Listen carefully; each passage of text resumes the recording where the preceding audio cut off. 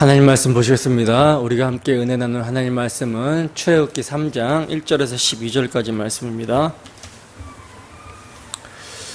우리가 함께 은혜 나눈 하나님 말씀은 출애굽기 3장 1절에서 12절까지 말씀. 제가 한 절, 여러분들이 한 절 교독하도록 하겠습니다. 모세가 그의 장인 미디안 제사장 이드로의 양떼를 치더니 그 떼를 광야 서쪽으로 인도하여 하나님의 산 호렙에 이르매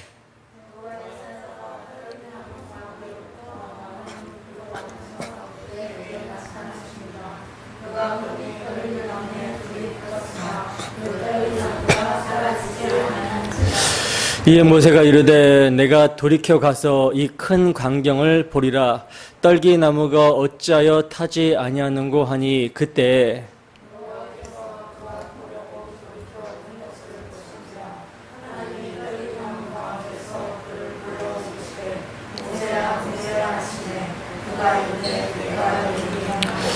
하나님이 이르시되 이리로 가까이 오지 말라. 내가 선 곳은 거룩한 땅이니 내 발에서 신을 벗으라.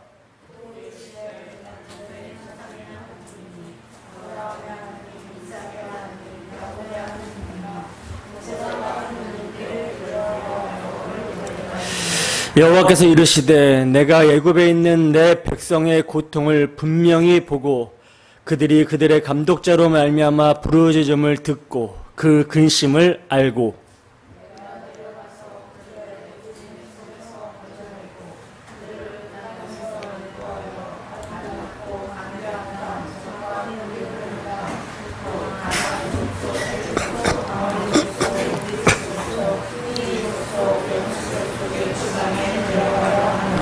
이제 가라. 이스라엘 자손의 부르짖음이 내게 달하고 애굽 사람이 그들을 괴롭히는 학대도 내가 보았으니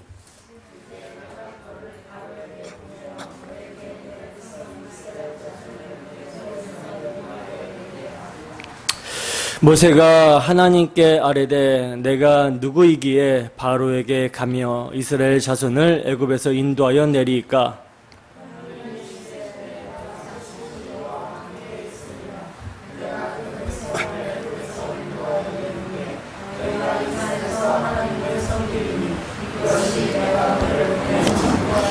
아멘. 모세의 소명과 사명, 모세의 소명과 사명이라는 제목으로 하나님 말씀 증거하도록 하겠습니다. 여러분, 복음의 말씀이 여러분들에게 지식에 넘치는 그리스도의 사랑으로 다가오고 있습니까? 다른 말로 복음의 말씀이 실제적인 지식이 되고 있습니까? 제가 설교를 준비할 때 항상 이제 기도하면서 고민하는 것은 이 말씀이 지식이 아니라 실제적인 말씀이 되게 해달라고 기도하면서 또 고민하면서 말씀을 준비합니다. 그래서 어떻게 하면 좀 적용점을 찾아서 적용할 수 있을까? 이런 것들을 좀 고민하면서 말씀을 준비하는데 오늘 말씀을 통해서는 참 제가 많이 은혜를 받았던 것 같아요. 그래서 여러분들과 함께 이 말씀을 나눌 때 여러분들도 제가 받은 은혜를 성령의 교통하심 가운데 같이 누리게 되는 그런 시간이 되었으면 좋겠습니다.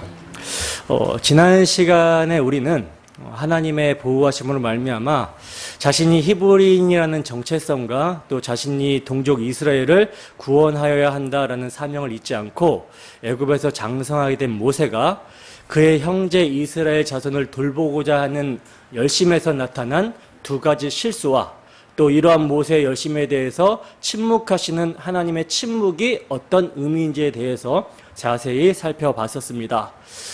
기억나십니까? 자신의 정체성과 사명감에 투철했던 모세가 그의 형제 이스라엘 자손을 돌보고자 하는 열심에서 나타난 두 가지 실수. 이 실수가 여러분 무엇이었습니까? 첫 번째 실수는 모세가 하나님의 능력을 의지한 것이 아니라 자신의 힘, 즉 자신의 지혜와 능력을 의지한 것이었고요. 이와 연결이 되는 두 번째 실수는 뭡니까? 모세가 하나님의 때를 기다리지 않았다라는 것이죠. 하나님께서는요, 이스라엘 백성을 구원할 구원자로 모세를 세우신 것은 분명하지만, 모세를 예비하신 것은 분명하지만, 그러나 자기 백성을 구원하시는 하나님의 구원 사역은요, 모세 자신이 원하는 때 자기 열심과 자기 지혜와 자기의 능력을 의지해서 감당하는 사역이 아니라 하나님의 때, 하나님 자신의 언약의 능력으로 감당해야 되는 사역이라는 거예요. 따라서 모세는요, 철저하게 약속의 말씀대로 자기의 백성을 돌보시고 사랑하시며 구원하시는 하나님의 영광을 나타내는 자로 존재해야 되는 것입니다. 바로 이러한 하나님의 영광을 나타내는 구원자로 모세를 훈련시키기 위한 하나님의 일하심이 여러분 무엇이었습니까? 하나님의 침묵이었죠. 그래서 모세가 자기 열심으로 자기 형제들을 돌보고자 애굽 사람을 쳐 죽였을 때 하나님께서는 그를 도와주신 것이 아니라 침묵하셨던 거예요. 그리고 그 침묵의 결과 모세는요, 자기 형제들에게 배척을 당하게 되고요, 애굽인을 죽였다라는 소문이 바로에게까지 들려지게 되어서 미디안 광야로 도망을 가게 됩니다. 그리고 이제 모세는 그 광야에서 본격적으로 하나님의 영광을 나타내는 구원자로 훈련을 받게 되는 거예요.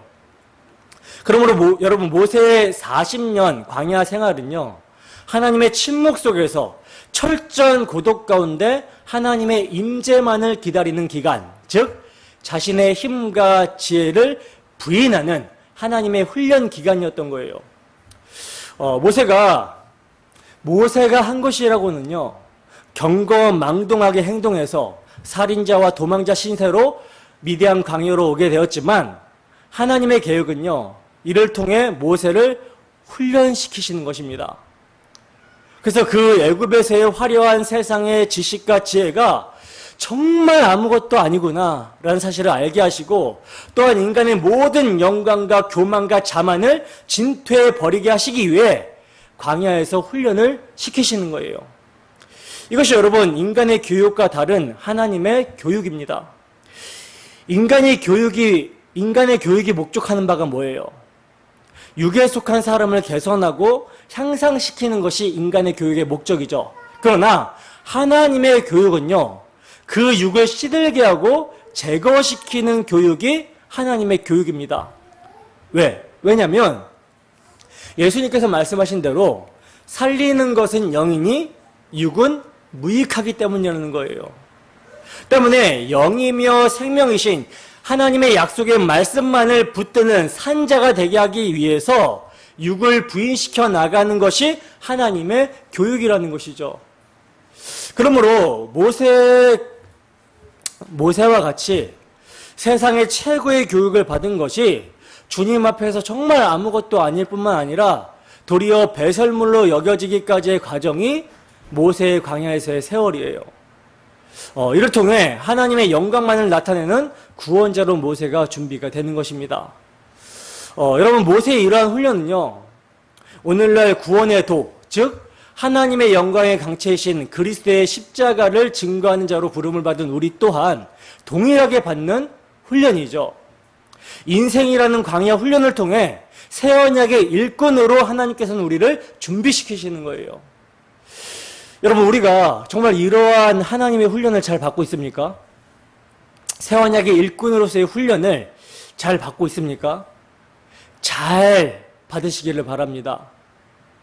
우리의 광야 인생을 섭리하시는 하나님의 인도하심 가운데 하나님의 교육을 통한 훈련을 잘 받게 되면요, 2장 마지막 부분에서 하나님이 그들의 고통 소리를 들으시고 하나님이 아브라함과 이삭과 야곱에게 세운 그의 언약을 기억하사 하나님이 이스라엘 자손을 돌보셨고 하나님이 그들을 기억하셨다라 하신 그 기억하신 언약을 이루시기 위해서 모세를 구원자로 부르셨듯이 하나님은 우리 또한 세상 가운데 고통하고 신음하는 자기 택하신 백성들을 기억하시고 그들을 돌보시고자 우리를 복음의 증인으로 부르실 거라는 거예요.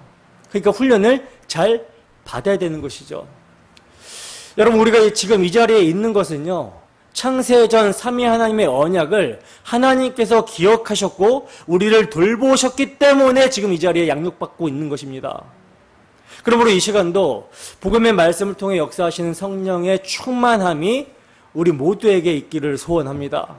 그리하여 세상 가운데 고통하는 우리를 기억하시고 돌보시기 위해 복음을 듣게 하신 그 은혜를 기억하며 또 택하신 자기 백성을 돌보시는 일에 우리를 사용하시고자 훈련시키시고 복음의 증인으로 부르심에 감사하며 새 언약의 일꾼으로 오직 주 예수 그리스도의 영광만을 나타내는 우리 모두가 되기를 주님의 이름으로 축원합니다. 본문 1절에서 2절 말씀 함께 읽습니다. 시작. 모세가 그의 장인 미디안 제사장 이드로의 양떼를 치더니 그때를 광야 서쪽으로 인도하여 하나님의 산 호렙에 이르매 여호와의 사자가 떨기나무 가운데서부터 나오는 불꽃 안에서 그에게 나타나시니라.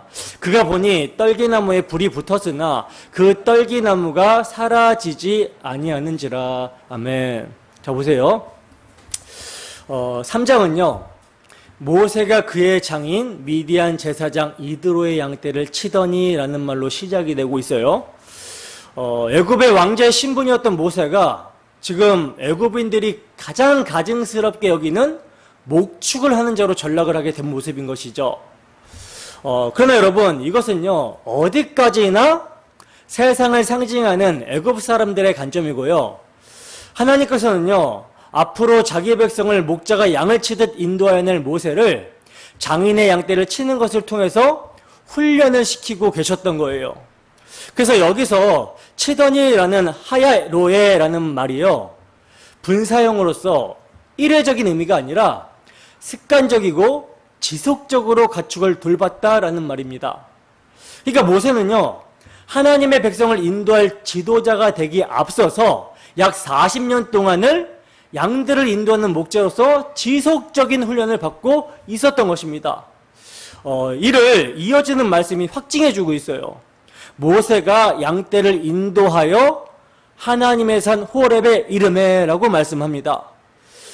이 말씀은요 모세가 장차 이스라엘 백성들을 애굽에서 건져내어 하나님의 산으로 인도하게 될 것을 암시하고 있는 말씀이거든요. 물론 여기서 모세는요 호렙산이 하나님의 산인 줄 알고 간 것은 아닙니다. 그저 양떼의 풀을 먹이기 위해서 광야 서쪽으로 인도하여 한 산에 이르렀는데 바로 거기서 하나님이 모세를 만나 주셨기 때문에 그곳을 하나님의 산 호렙이라고 하는 거예요. 자, 이제 그렇게 모세가 양떼를 인도하여 하나님의 산 호렙에 이르렀는데 거기서 여호와의 사자가 떨기나무 가운데서부터 나오는 불꽃 안에서 모세에게 나타나십니다. 그래서 모세가 보니 떨기나무에 불이 붙어 있는데 그 떨기나무가 사라지지 않는 거예요. 여러분, 떨기나무는요 키가 작은 관목류의 가시덤불이거든요. 관목류의 가시덤불. 그래서 불이 붙게 되면 금방 확 타게 되어 있어요. 그런 나무입니다. 근데 이 나무에 불이 붙었는데 그 불이 꺼지지 않고 있는 거예요. 성경은 바로 이 떨기나무 가운데서부터 나오는 불꽃 안에서 여호와의 사자가 모세에게 나타났다라고 말씀을 하고 있는데, 여러분 왜 하필 불붙은 떨기나무에 여호와의 사자가 나타났을까요? 왜 불붙은 떨기나무일까? 하나님이 여러분 불붙은 떨기나무에 나타났다라는 것은요 지금 이스라엘 백성들의 상태가 어떤 상태라는 거예요? 바로 떨기나무와 같이 무가치한 존재임을 의미하는 것입니다. 그런데 그 떨기나무에 불이 붙어 있다라고 그러죠. 이것은요 무가치한 이스라엘 백성들이 지금 불붙는 고난과 시련 가운데 있다라는 것을 의미하고 있는 거예요. 이것을 모세가 가나안 땅 앞에서 회상하며 이렇게 표현을 합니다. 신명기 4장 20절 말씀입니다. 함께 했습니다. 시작. 여호와께서 너희를 택하시고 너희를 새 풀무불 곧 애굽에서 인도하여 내사 자기 기업의 백성을 삼으신 것이 오늘과 같아도. 아멘. 자, 보시면 지금 모세는요, 불붙은 떨기나무에서 자신을 부르신 하나님의 뜻을 출애굽 여정 속에서 깨닫게 되어서 지금 회상을 하고 있는 장면이거든요.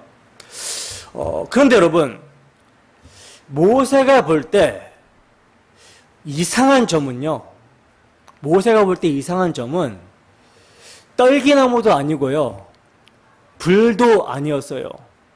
그가 이상히 여긴 점은요, 본문 3절 말씀입니다. 함께 읽습니다. 시작. 이에 모세가 이르되 내가 돌이켜 가서 이 큰 광경을 보리라. 떨기나무가 어찌하여 타지 아니하는고 하니 그때. 아멘. 자, 보세요. 모세가 이상히 여겨서 돌이켜 이 큰 광경을 보리라 했던 것은요, 떨기나무에 불이 붙었다면 타서 사라져야 되는데 사라지지 않고 계속 존재하고 있었다라는 점이에요. 여러분, 성경은 모세가 타지 않음을, 떨기나무가 타지 않음을 이상히 여겼다라고 말씀함으로써 이에 함축된 의미를 성경의 독자인 교회가 깨닫기를 원하고 있는 것입니다. 여러분, 떨기나무는요, 이스라엘 족속의 상태가 바로 떨기나무와 같이 무가치한 존재이며 그 떨기나무에 불이 붙어 있었다라는 것은 그들이 불붙은 고난과 시련 중에 있다라는 것을 의미하는 거라고 했잖아요. 그런데 그렇게 불이 붙은 떨기나무가 타지도 아니하고 사라지지 않을 수 있었던 것은요, 다른 말로 그 떨기나무가 의미하는 이스라엘 자손들이 불붙은 고난, 그들이 학대를 받으면 받을수록 더욱 번성하여 퍼져 나갈 수 있었던 것은요, 떨기나무 가운데서부터 나오는 불꽃 안에서 여호와의 사자가 그에게 나타나시니라고 하신 대로 하나님께서 그들 가운데 계셨기 때문입니다. 타지 않은 거, 떨기나무가 타지 않은 거, 이스라엘 백성들이 망하지 않는 거, 학대를 받으면 학대를 받을수록 더욱 번성하게 된 것은 하나님이 그들 가운데 함께 계셨기 때문이라는 거예요. 때문에 타서 사라지기는커녕 생육이 불어나고 번성하고 매우 강하여 온 땅에 가득하게 되었던 것입니다. 하나님이 그들 가운데 계셨기 때문에 400년의 세월이 지나는 동안에도 애굽인들과 동화되지 않았고 쇠퇴하지 않았고 생육이 번성하고 매우 강할 수 있었던 거라는 거예요. 근데 여러분, 인간들은요, 사실 함께 하시는 하나님을 얼마나 잘 망각하는지 모릅니다. 그러니까 이스라엘 백성들이 뭐하고 있는 거예요? 고통스러워하고 있는 것이죠. 원망과 불평이 터져 나오고 있는 것이죠. 하나님께서는요, 야곱에게 약속을 하셨습니다. 창세기 46장 3절에서 4절 말씀입니다. 함께 했습니다. 시작. 하나님이 이르시되 나는 하나님이라 내 아버지의 하나님이니 애굽으로 내려가기를 두려워하지 말라. 내가 거기서 너로 큰 민족을 이루게 하리라. 내가 너와 함께 애굽으로 내려가겠고 반드시 너를 인도하여 다시 올라올 것이며 요셉이 그의 손으로 내 눈을 감기리라 하셨더라. 아멘. 여러분, 하나님은요, 야곱에게 뭐라고 말씀을 하십니까? 자신을 뭐라고 계시하시죠? 나는 하나님이다. 내 아버지의 하나님이다. 즉, 내가 내 아버지 이삭과 내 조부 아브라함에게 언약에 전능하신 하나님으로 나타난 하나님이다. 그러니 너는 애굽으로 내려가기를 두려워하지 말라라고 하시면서 내가 거기서 너로 큰 민족을 이루게 하실 것을 말씀하십니다. 그리고는 하시는 말씀이 뭐예요? 내가 너와 함께 애굽으로 내려가겠고 라고 말씀하시죠.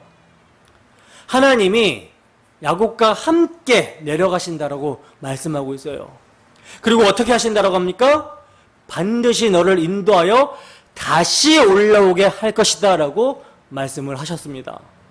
그러니까 하나님은요, 그들의 출애굽을 통하여 보여주시기를 원하시는 원대한 계획을 수행하고 있었던 거예요.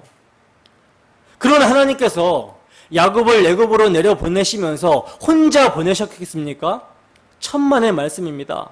만약 그렇게 하셨다면 하나님의 계획은 무산되고 말았을 거예요. 그러므로 하나님께서는요, 애굽으로 내려보내는 야곱의 허리에서 난 자들을 방치하실 것이 아니기 때문에 야곱에게 내가 너와 함께 애굽으로 내려가겠다라고 약속의 말씀을 하셨던 것입니다. 야곱의 허리에서 난 자들, 그들은 이 약속의 말씀을 망각하고 있었을지 모르지만 하나님은 약속하신 대로, 야곱에게 약속하신 대로 400년 동안 그들 가운데 함께 계셨다는 거예요.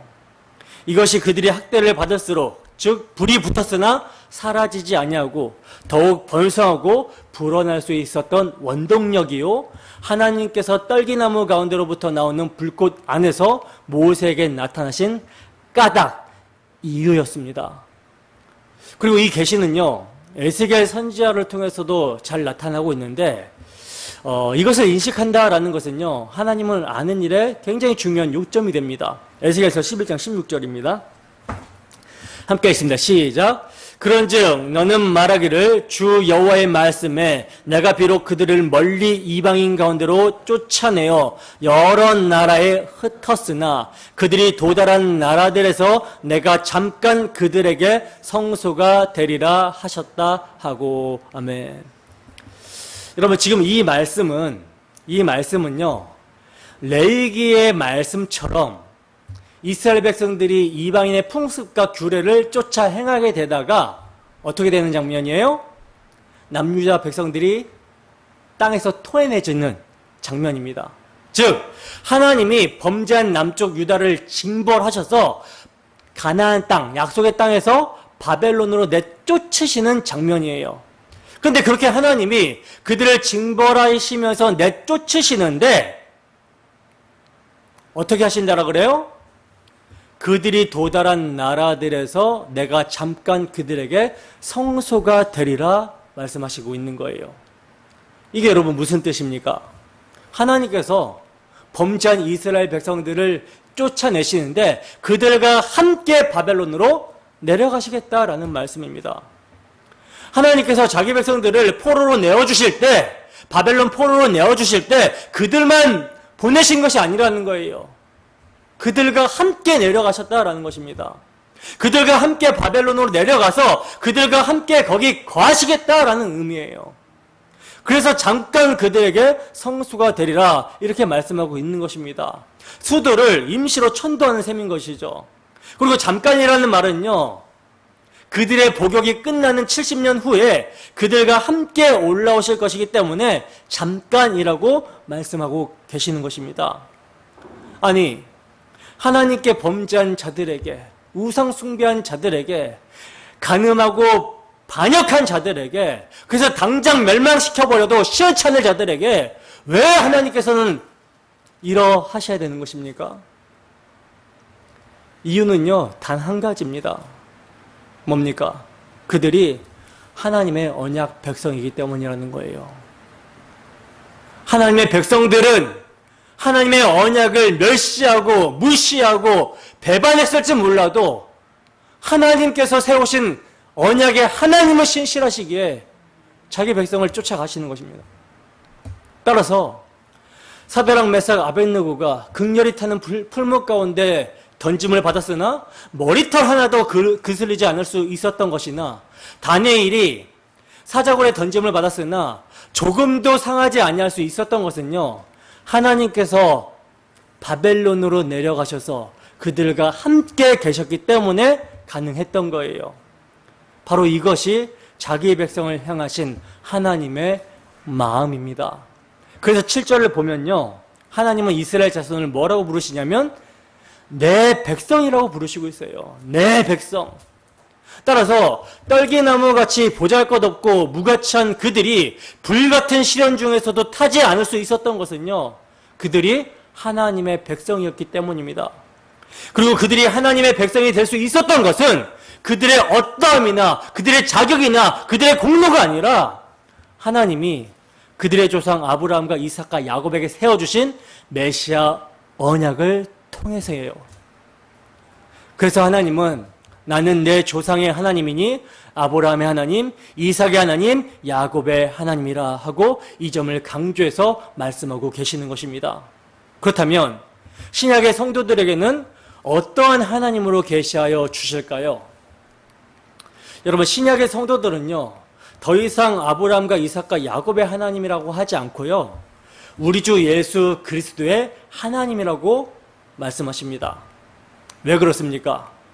그 조상들에게 세워주신 언약의 성취자로 오신 분이 예수 그리스도시기 때문이라는 것이죠.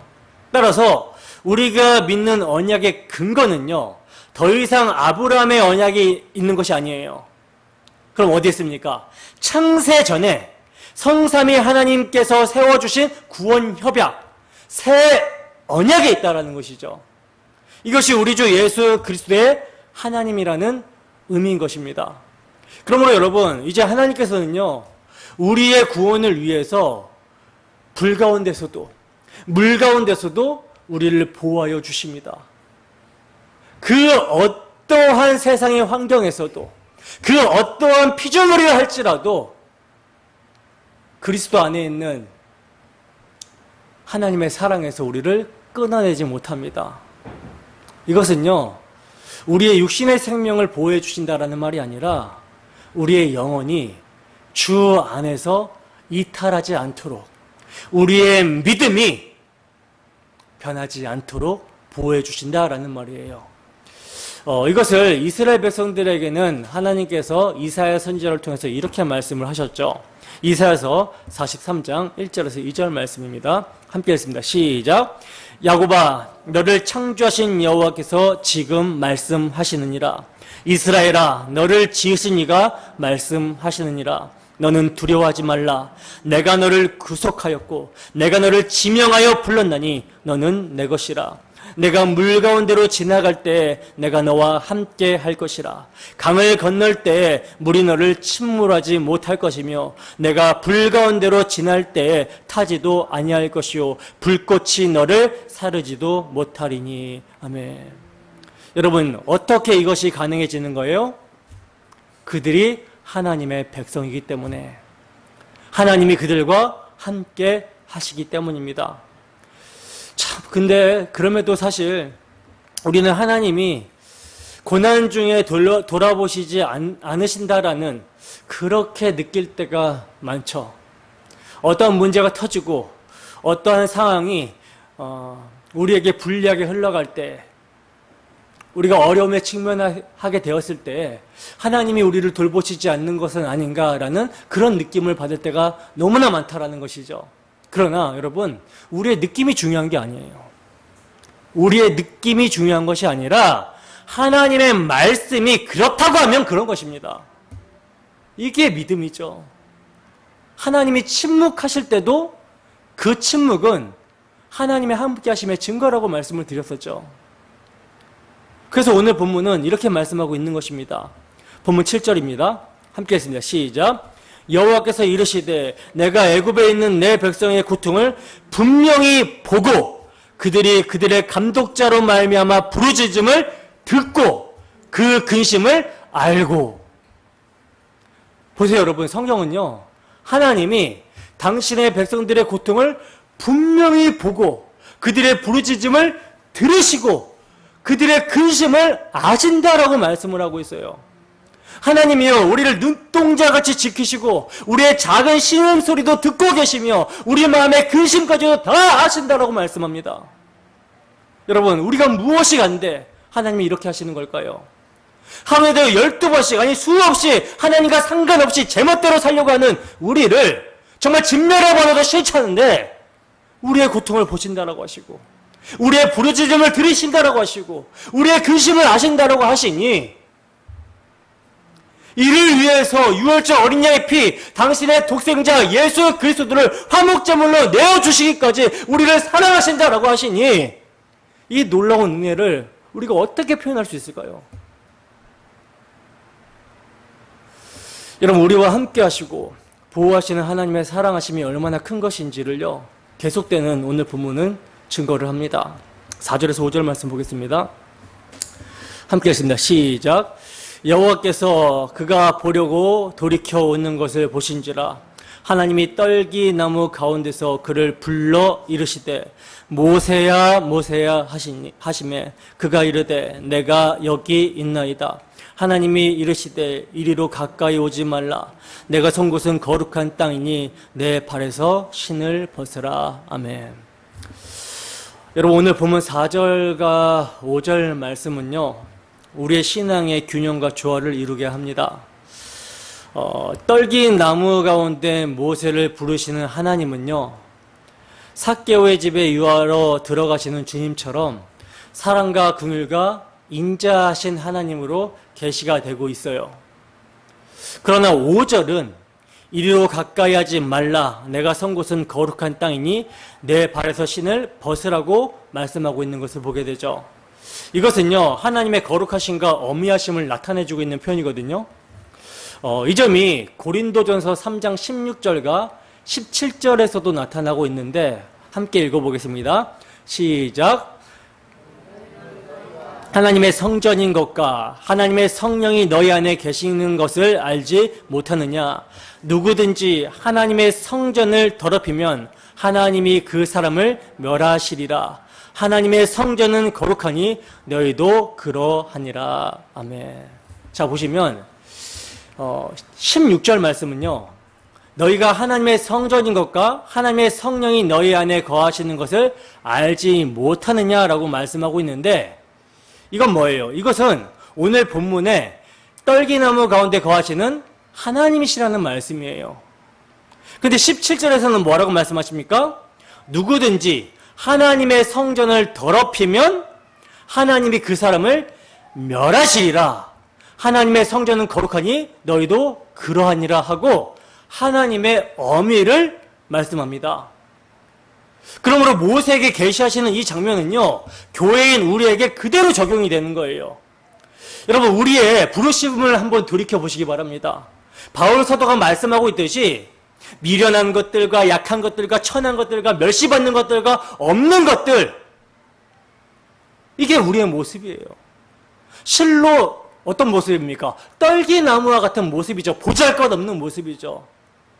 그러나 여러분, 이러한 우리가요, 멸망하지를 않아요. 기독교 역사 2000년 한번 돌이켜보세요. 수많은 사건, 사고가 있었지만 교회가 사라지지 않습니다.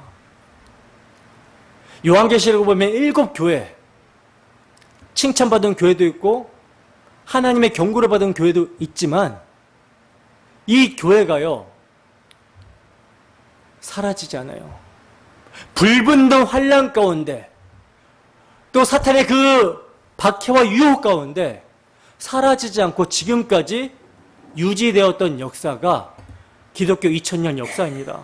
교회가 사라지지 않아요. 떨기나무와 같은 교회가 사라지지 않습니다.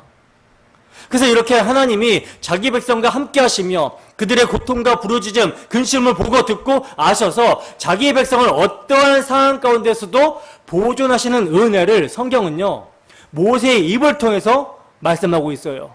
뭐라고 말씀합니까? 이 큰 광경이라고 묘사해서 말씀하고 있는 것입니다. 그렇다면 여러분들에게는 무엇이 정말 놀랍고도 큰 광경입니까? 하나님의 은혜로 영혼의 구원을 받은 성도라면요, 하나님의 교회가 2000년 역사 속에서 사라지지 않고 보호함을 받고 번성하게 된 것을 큰 광경으로 볼 수 있어야 되는 거예요. 그리고 더 나아가서 이렇게 부족하고 미천한 우리가 여전히 하나님을 신뢰하고 있다는 거, 이 자리에 모여서 양육을 받고 있게 되었다는 거, 이것이 우리 개인에게 가장 큰 광경이 되어야 되는 것입니다. 그렇다면 이렇게 큰 광경을 보게 된 자, 이렇게 큰 은혜를 입은 자에게서 나오는 반응이, 마땅한 반응이 무엇이어야 되겠습니까? 하나님께서는 모세에게 신을 벗으라고 하시죠. 신을 벗어야 되는 거예요. 여러분, 신을 벗는다라는 표현은요, 그동안 자신이 죄악된 장소를 두루다니고 죄악된 행위를 하느라 더러워진 자라는 것을 인정하는 거거든요. 자신이 떨기나무와 같은 존재이며 소멸하시는 하나님의 불에 의해 심판받아 마땅하다라는 것을 인정하는 것이 신을 벗는 것입니다. 그리고 이제 옛사람의 신발을 벗어버리고 새 신발을 신으라. 즉 하나님의 은혜로 살게 된 자로, 하나님의 은혜로 보존이 된 자로 새롭게 살라는 것입니다. 그게 사명이 주어지는 거예요. 여러분, 거룩하신 하나님 앞에 나아갈 수 있는 것은요, 자신이 떨기나무와 같이 보잘것없고 하나님의 소멸하시는 불에 의해 타야 되는 존재라는 것을 인정하고, 이러한 존재가 타지 않고 보존될 수 있었던 것은 하나님의 언약, 십자가 대속의 은혜라는 것을 붙드는 것입니다. 신약의 우리에게는요, 예수의 피를 믿고 의지하는 것, 이것이 거룩하신 하나님 앞에서 신을 벗는 것이고 그 앞에 나아갈 수 있는 근거가 되는 거예요. 유일한 근거가 되는 것입니다. 여러분, 하나님 앞에서 신을 벗고 있습니까? 날마다 예수 믿음으로 말미암아 옛사람은 죽었다고 여기고 있습니까? 그렇게 자신의 옛사람됨을 인정하고 그 옛사람이 십자가에 못 박혔다 여기는 자가 뭐가 주어져요? 새로운 피조물로서, 새 언약의 일꾼으로서 살아가게 되는 사명이 주어지는 거예요. 자, 이렇게 떨기나무 가운데로부터 나오는 불꽃 안에서 자신을 모세에게 계시하신 거룩하신 하나님께서는요, 모세의 신을 벗기신 후에 사명을 주십니다. 말씀을 하십니다. 본문 6절에서 7절 말씀입니다. 함께 읽습니다. 시작. 또 이르시되 나는 내 조상의 하나님이니 아브라함의 하나님, 이삭의 하나님, 야곱의 하나님이니라. 모세가 하나님 배우기를 두려워하여 얼굴을 가리매 여호와께서 이르시되 내가 애굽에 있는 내 백성의 고통을 분명히 보고 그들이 그들의 감독자로 말미암아 부르짖음을 듣고 그 근심을 알고. 아멘. 자, 보세요. 모세의 신을 벗게 하시고 하나님께서는 이제 모세에게 사명을 주시는데, 그 사명을 주시기 전에 모세에게 당신 자신을 지금 어떻게 계시하고 계십니까? 어떻게 알리시고 계시죠? 당신을 내 조상의 하나님, 아브라함과 이삭과 야곱의 하나님이라고 계시하여 말씀하시죠. 나는 내 조상들에게 나를 나타내어 말씀하시고 언약을 맺으신 그 언약의 하나님이라는 거예요. 그래서 이제 자신이 이미 말씀으로 언약하신 그 언약을 이루시기 위하여 모세에게 나타나신 거라는 것입니다. 이에 모세가 하나님을 배우기가 두려워서 얼굴을 가리자 여호와께서 다시 말씀을 하십니다. 뭐라고 말씀하십니까? 내가 애굽에 있는 내 백성의 고통을 분명히 보고 그들의 부르짖음을 듣고 그 근심을 아신다라고 하시는 거예요. 여러분, 하나님께서 모르시는 것이 아니라 다 아십니다. 다 아시면서 당신의 언약의 때가 차기까지 기다리게 하시는 거예요. 그래서 그 기다리시는 동안이 침묵의 기간인 것이죠. 우리들은 아니, 하나님이 계시면 어떻게 내 삶에 이런 일이 일어나는가 답답해 하실지 모르지만 하나님께서는요, 보고 계시고 듣고 계시고 알고 계신다라는 거예요. 그런데 여러분, 더 놀라운 것은요, 단지 보고 듣고 아시는 정도가 아니라 뭐예요? 직접 자신이 내려오신다라고 말씀합니다. 놀라운 것이죠. 본문 8절 말씀 보겠습니다. 함께 했습니다. 시작. 내가 내려가서 그들을 애굽인의 손에서 건져내고 그들을 그 땅에서 인도하여 아름답고 광대한 땅, 젖과 꿀이 흐르는 땅, 곧 가나안 족속, 헷 족속, 아모리 족속, 브리스 족속, 히위 족속, 여부스 족속의 지방에 데려가려 하노라. 아멘. 자, 보세요. 내가 내려와서 그들을 애굽인의 손에서 건져내고라고 말씀을 하시고 있어요. 그러니까 하나님께서 직접 내려오셔서 애굽인의 손에서 당신의 백성을 건져내시겠다라고 하시는 거예요. 이를 통해 아브라함에게 이미 400여 년 전에 언약하신 그 언약을 친히 이뤄내시겠다라고 하시는 것입니다.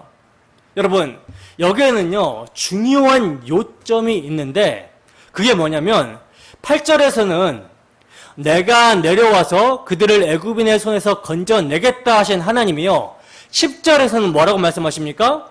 이제 내가 너를 바로에게 보내어 너로 내 백성 이스라엘 자손을 애굽에서 인도하여 내게 하리라 하고 이렇게 말씀하고 있다라는 점이에요. 이것은요, 구출하는 것은 하나님이 하시되 이 일에 누구를 사용하신다? 모세, 너를 종으로 쓰시겠다라는 의미입니다.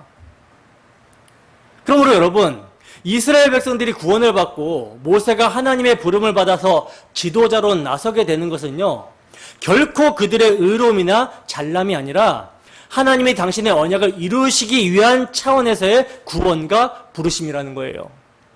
때문에 부르심을 받은 우리는요, 우리의 이름이 아니라 오직 하나님의 거룩하신 이름과 영광을 위해서 존재해야 된다는 것이죠.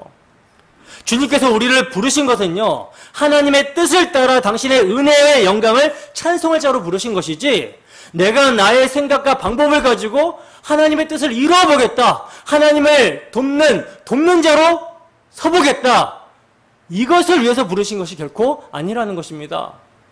신을 벗고서 비우게 되면요, 이제 주님께서 나에게 무엇이든지 시키시면 시키시는 대로 하는 것이 신을 벗은 자의 자세입니다. 빈 그릇으로 존재해야 되는 것이 우리의 모습이어야 된다는 거예요. 주님께서 무엇을 말씀하시면, 하나님, 나는 이래서 안 되는데요, 저래서 안 되는데요, 시키시려면 이런 역할을 좀 주시면 안 되겠습니까? 이게 아니라는 거예요. 그것은 주님께서 알아서 하실 일입니다. 여러분, 하나님께서는요, 세상의 지혜를 어떻게 하십니까? 미련하게 하셨어요. 그 미련하게 하신 것이 뭐예요? 그리스도의 십자가죠.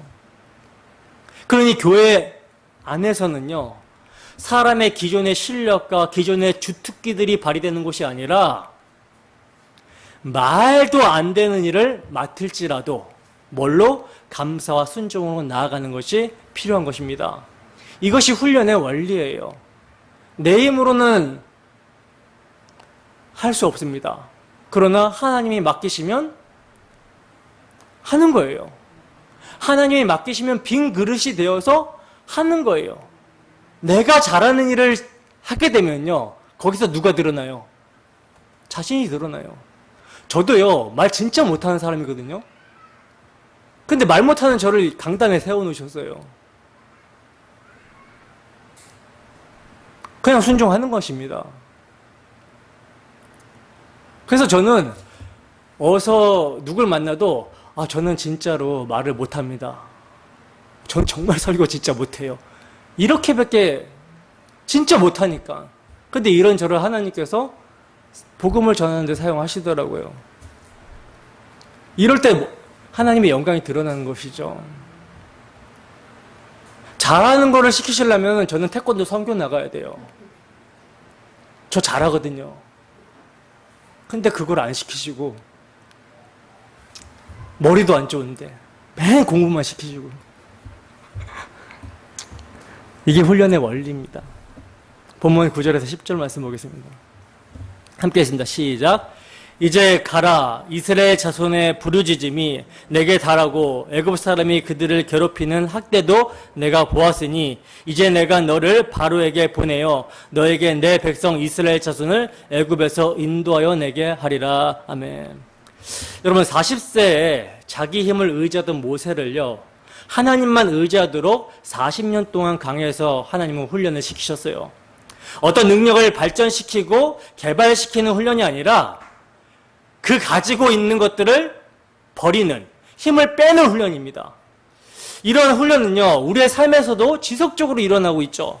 이 훈련 앞에서 우리는 몸부림치면서 대들기도 하지만 결국은 하나님은요, 그 힘을 다 빼신 후에 당신의 손과 발로 불러주시는 것입니다. 그러니까 물에 빠진 자가 힘이 다 빠질 때 구조하는 것과 같이 하나님께서는요, 순수히 당신의 인도하심에 따라 이렇게 굴리면 저렇게 굴러가고 저렇게 굴리면 저렇게 굴러가듯이 힘을 다 빠지게 하시는 그런 훈련을 하고 계시는 것입니다. 그리고 그렇게 이제 따라오게 되는 것 자체를요, 사명을 이루는 삶이라고 하는 거예요. 왜냐하면 사명은 하나님이 주시고 하나님이 이루시는 것이기 때문에 그렇습니다. 그래서 이제 이렇게 훈련을 받은 모세에게 하나님이 말씀하시는 거죠. 내가 내려가서 애굽에서 건져낼 것이고 그들을 인도하여 약속의 땅으로 데려가실 거라고 하시면서 하나님이 다 하실 것이라고 말씀하신 후에 이를 너를 통해서 하시겠다라고 하면서 모세에게 사명을 주십니다. 그러니까 이제 내가 너를 바로에게 보내어 너에게 내 백성 이스라엘 자손을 애굽에서 인도하여 내게 할 것이니 이제 가라고 하시는 거예요. 따라서 모세는 어떻게 해야 돼요? 모세는 하나님이 시키시는 대로, 하나님이 하라고 하시는 대로 그냥 순종만 하고 따라가면 되는 것이죠. 근데 모세가 어떤 반응을 보입니까? 11절 보겠습니다. 본문 11절. 함께 했습니다. 시작. 모세가 하나님께 아뢰되 내가 누구에게 바로에게 가며 이스라엘 자손을 애굽에서 인도하여 내리까? 아멘. 자, 보세요. 지금 하나님께서 훈련이 이제 마쳤다라는 그 훈련, 하나님의 때가 찬 경륜 가운데 이제 모세에게 침묵하시던 그 하나님께서 나타나셔서 말씀을 주시는 거예요. 명령을 하시는 것입니다. 내가 다 할 건데 내가 너를 통해서 할 거야. 그러니 이제 너 가. 내가 너를 통해 내 구원 사역을 이룰 거니까 바로에게 이제 가. 이 말씀에 모세가 지금 어떤 반응을 보이고 있어요? 내가 누구이기에 바로에게 가며 이스라엘 자손을 애굽에서 인도하여 내릴까 하면서 즉각적으로 거절을 하고 있죠. 물론 모세가 자신을 보잘것없는 양치기로서 하나님의 사명을 감당할 수 없는 미천한 자라고 하는 인식은요, 올바른 인식입니다. 그러나 분명 하나님이 다 하시겠다라고 말씀을 하셨는데도 불구하고 떨기나무 같은 자신에게 초점을 둔다라는 것은 잘못된 것이죠. 모세는요, 내가 누구이기에 하며 자신에게 초점을 두기보다는요, 하나님이 누구신가, 하나님께 초점을 두어야 했어요. 왜냐하면 사명을 감당하는 능력은 자신에게 있는 것이 아니라 다 하시겠다, 내가 다 이루겠다, 내가 내 언약을 이루겠다라고 하신 하나님께 있기 때문입니다. 사실 여러분, 모세가 누구에게 이 임무를 감당할 수가 있겠습니까? 모세는요, 자기 동족 히브리인 두 사람이 싸우는 것도 해결해 주지 못했어요. 따라서 하나님의 일은 모세뿐만 아니라 그 누구도 감당할 수 없는 것입니다. 바로 여기에 모세의, 그리고 우리 모두의 착각이 있는 것이죠. 우리가 하는 게 아니에요. 지금 하나님은요, 모세보로 이 일을 감당하라고 하는 것이 아닙니다. 내가 내려와서 그들을 애굽인의 손에서 건져내시겠다라고 하는 거예요. 다만 너는 내가 명령하는 일에 믿음으로 순종하라 하시는 것입니다. 따라서 모세가 누구이건 어떤 능력을 가졌건 우리가 누구이건 어떤 능력을 가졌던 것, 이거는 중요하지가 않아요. 왜냐하면 하나님의 사명을 감당할 수 있는 사람은 세상에 존재하지 않기 때문입니다. 하나님만 하나님의 사역을 감당할 수 있으시다라는 거예요. 그래서 하나님은요, 내가 누구이게? 라고 하는 모세의 질문에 대답해 주시기를 너는 이러이러한 사람이라 그래서 내가 너를 쓴다라고 하지 아니하시고 본문 12절 상반절에 보시면 내가 반드시 너와 함께 있을 것이다 라고 말씀을 해주고 계시는 거예요. 따라서 언약에 전능하신 하나님이 함께 하시고 내가 그 하나님 앞에 순종하고 있다면, 믿음의 순종을 보이고 있다면 하나님의 위대한 계획은 나와 같은 미천한 자를 통해서도 이루어지게 되는 것입니다. 여러분, 한 영혼이 천하보다도 귀하다라고 하셨어요. 근데 그 영혼을 구원하는 일에 하나님께서 누굴 사용하세요? 우리와 같이 떨기나무와 같은 그 미천한 자를 들어서 사용하시는 거예요. 하나님의 동역자로 우리를 부르셔서 사용하시는 것입니다. 누가 하시는 것입니까? 우리는 그냥 믿음으로 순종하고 명령대로 전하면 되는 거예요. 역사는 하나님이 하시는 것입니다. 구원할 자를 하나님이 구원하시는 거예요. 여러분, 모세는요, 자신이 하나님께 쓰임받는 것이 믿어지지가 않았습니다. 지금 양떼 몇 마리를 거느리고 있던 자신이 60만 명 장정을 인도하여 하나님을 예배하게 하신다니 이 사실이 믿어지겠습니까? 쉽게. 그래서 하나님은요, 증거를 주시는 거예요. 모세가 하나님 앞에 부르심을 받은 자가 맞다라고 하는 증거를 말씀해주고 계시는 것입니다. 본문 12절 하반절을 함께 읽습니다. 시작. 내가 그 백성을 애굽에서 인도하여 낸 후에 너희가 이 산에서 하나님을 섬기리니 이것이 내가 너를 보낸 증거니라. 아멘. 자, 보세요. 여러분, 지금 하나님께서 모세가 하나님의 부르심을 받은 자가 맞다라고 하는 증거를 주시는데 이 증거가 조금 이상하죠. 왜냐하면 증거가요, 출애굽 후에 주어진다라고 하시는 거예요. 이것은 증거를 먼저 보여줄 테니 이를 보고 순종하라 이렇게 말씀하시는 것이 아니라 하나님이 다 이루신 후에 증명해 보이시겠다라는 것입니다. 그러니까 하나님이 반드시 이룰 거니까 그때 가서 확인해 보라는 것이죠. 여러분, 우리의 순종에 기적과 이적 같은 증거가 필요합니까? 아니에요. 하나님의 약속의 말씀 자체가 성도에게는 증거가 되어야 되는 것입니다. 하나님이 함께 하시겠다라는 말씀이 오늘도 우리에게 들려진다면 다른 증거를 요구하지 말고 약속의 말씀을 증거 삼아 순종해야 되는 것이 성도의 마땅한 모습이라는 것이죠. 이것이 믿음이에요. 근데 여러분, 하나님께서 모세에게 약속하신 이 증거가요, 말씀하신 대로 분명히 이루어지게 되는데 그 과정에서 뭐가 드러납니까? 모세의 믿음 없음, 또 이스라엘 백성들의 원망 불평, 이것이 드러나게 됩니다. 출애굽기 5장 20절에서 23절 말씀입니다. 함께 했습니다. 시작. 그들이 바로를 떠나 나올 때 모세와 아론이 길에 서 있는 것을 보고 그들에게 이르되 너희가 우리를 바로의 눈과 그의 신하의 눈에 미운 것이 되게 하고 그들의 손에 칼을 주어 우리를 죽이게 하는도다.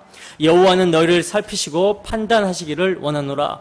모세가 여호와께 돌아와 아뢰되 주여 어찌하여 이 백성이 학대를 당하게 하셨나이까? 어찌하여 나를 보내셨나이까? 내가 바로에게 들어가서 주의 이름으로 말한 후부터 그가 이 백성을 더 학대하며 주께서도 주의 백성을 구원하지 아니하시나이다. 아멘. 보세요, 여러분. 모세에게 약속하신 하나님의 증거가 이루어지는 과정에서 백성들은요, 자신들의 고통이 더하여진 것으로 인해서 모세와 아론에 대하여 원망을 합니다. 그러니까 백성들은 하나님이 당신의 구원을 어떻게 이루어 가시는지 관심이 없어요. 그 구원의 목적 또한 관심이 없습니다. 그저 그들이 부르짖음은 자신들의 고통만 면하게 해달라는 거예요. 그러니 이들이 출애굽하게 되었어도 광야에서 물과 양식이 없어지자 원망하고 불평하며 다시 애굽으로 돌아가자라고 했었던 것이죠.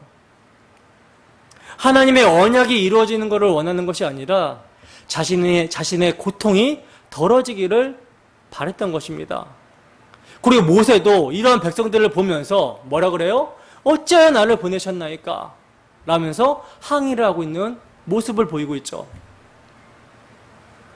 그러니 하나님의 구원을 인간에게 맡겨놓으면 어떻게 되겠습니까? 구원받을 사람이 한 사람도 없는 거예요. 그러나 그럼에도 하나님의 뜻은 세워지는 것입니다. 인간의 전적 타락과 부패함을 드러내면서 그럼에도 하나님의 뜻은 세워진다라는 것을 보여주는 것이 성경이에요. 백성과 모세가 원하지 않아도 하나님의 뜻을 하나님이 이루어내시는 것입니다. 이것이 성경의 하나님이에요. 그러므로 우리가 이미 하나님의 말씀을 받은 자라면 이제 앞으로 되어질 일도 미리 증거할 수가 있는 것이죠. 여러분, 앞으로 되어질 단 하나의 약속이 무엇입니까? 뭐예요? 주님의 재림입니다. 그리고 재림주는 심판주로 오시겠다라고 이미 성경에서 증거를 하고 있어요. 그렇다면 그 다시 오실 주 예수님을 소망하는 가운데 우리가 어떻게 살아가야 되겠습니까? 400년이 지났지만 언약하신 대로 여전히 자기 백성과 함께 계셔서 그들의 고통과 슬픔과 수고를 보고 듣고 아심으로 모세라는 구원자를 부르신 하나님, 주님이 오신 지 2000년이 지난 지금에도 우리 주와 세우신 새 언약을 기억하셔서 지금도 우리를 돌보시고 함께 계셔서 우리를 보호하시는 그 하나님을 믿음으로 우리 자신을 주 예수의 피로 깨끗하게 하는 삶을 살아가야 되는 것이죠. 여러분, 이러한 삶을 열망하십니까? 이러한 믿음이 우리에게 있습니까? 이러한 실제적인 믿음이 있는지를 말씀을 통해서 확인하는 거예요. 지식에 넘치는 그리스도의 사랑을 확인하시라는 것입니다.